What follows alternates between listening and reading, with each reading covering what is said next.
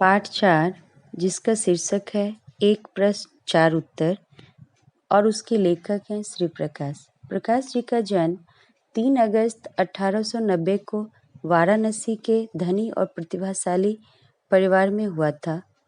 उनके पिता भारत रत्न डॉक्टर भगवान दास विश्वविख्यात दार्शनिक थे।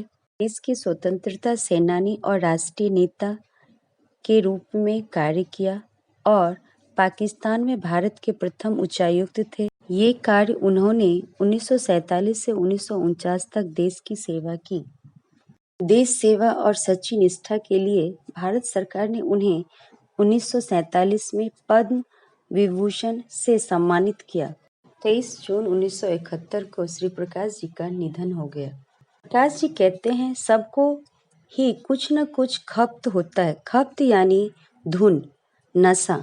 मुझे भी कई बातों का खप्त है। इनमें से एक खप्त यह है कि जब किसी विदेशी से मेरी मित्रता होती, किसी सुअवसर पर मैं पूछ बैठता, आप कृपा कर यह बतलावें कि क्या कारण है कि हमारे देश में इतने विशेष पुरुषों के रहते हुए, इतने बड़े बड़े आंदोलनों के होते हुए भी देश कुछ उन्नति नहीं कर रहा है। ऐसा मालूम होता है कि हम ज्यों के त्यों ही पड़े हुए हैं। प्रकाश जी के इस प्रश्न का उत्तर उनका पहला मित्र ईसाई पादरी देते हैं, जो 36 वर्ष से ईसाई मत के प्रचार प्रसार में भारत में ही रुके हैं और भारत के नर नारियों की समाज सेवा में लगे रहे हैं। वे कहते हैं, तुम लोग अपने काम पर गर्व नहीं लेते। विस्तार से उन्होंने बताया कि जब नौकरी चाहिए तो दरख्वास्त करते हो, विनय और सम्मान के साथ काम आरंभ करते हो।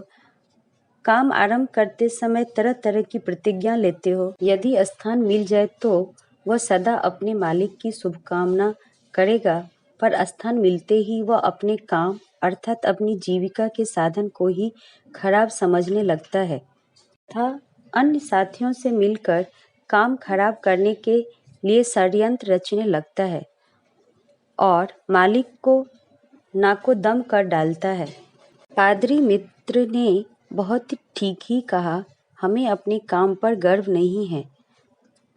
हम अपनी असफलता का दोष दूसरों को देते हैं, स्वयं दुखी होते हैं, दूसरों को भी दुखी करते हैं।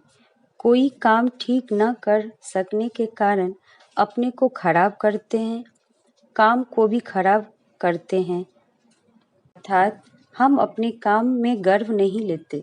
दूसरा उत्तर उनके दूसरे मित्र एक वृद्ध सरकारी ICS के सदस्य हैं। 30 वर्ष से अधिक भारत सरकार की नौकरी कर हाल में पेंशन लेकर वापस देश गए। वही सवाल मैंने उनके सामने पेश किया, उत्तर मिला, तुम लोग जिम्मेदारी नहीं समझते। विस्तार से इसका अर्थ यह है कि खाने की दावत हो तो न मेजबान को विश्वास है कि मेहमान समय पर आवेंगे, न मेहमान को विश्वास है कि समय पर जाने से खाना मिल जाएगा। अर्थात दूसरों के प्रति अपने कर्तव्यों का अनुभव नहीं करते। इसी कारण हम सब एक दूसरे के प्रति अविश्वसनीय हो गए हैं। हम अपना धार्मिक आदर्श भूल गए हैं। आत्मनः प्रतिकूलानि परेषां न समाचरेत। हम अपनी जिम्मेदारी नहीं समझते। तीसरा उत्तर एक स्त्री देती हैं, जो 7-8 वर्षों से अपने को भारतीय बनाकर बड़े प्रेम और श्रद्धा से, बड़ी तत्परता से वे भारत की सेवा कर रही हैं। असहयोग आंदोलनों में वे जेल भी जा चुकी हैं। कई कारणों से भारतीयों का निकटतम अनुभव उन्हें कई कार्य क्षेत्रों में हुआ है। उनको भी मैंने घेरा। उनका उत्तर था, तुम लोग बड़े आलसी हो, अर्थात हम लोगों ने श्रम का महत्व ही नहीं पहचाना है। हम भूल गए हैं कि संसार में जो लोग बड़े हुए हैं वे सब अथक परिश्रमी रहे हैं। जब हम परिश्रम ही न करेंगे तो सफलता कैसे पावेंगे। चौथा उत्तर देने वाली एक वृद्धा स्त्री थी। वे संसार में प्रसिद्ध थी। वे मेरी दादी तुल्य थी। उनको भी मैंने तंग किया, आपने तो अपने 40 वर्ष हमारे देश की विविध सेवाओं में लगा दिए हैं। आपको बतलाना ही होगा कि हमारा क्या दोष है जिससे हमारी उन्नति नहीं होती। थोड़े में उनका उत्तर था, तुम लोगों में उदारता नहीं है। विस्तार से उदाहरण दे देकर उन्होंने बतलाया कि भारत में लोग दूसरों को आगे नहीं बढ़ाते, स्वयं को ही आगे रखना चाहते हैं। गुणी नवयुवकों को अपने योग्यता दिखलाने का मौका नहीं देते। बड़े बड़े गुणी अपनी विद्या साथ लेकर मर गए। इस कारण कितने ही वैज्ञानिक आविष्कारक, औषधियाँ आदि लुप्त हो गई।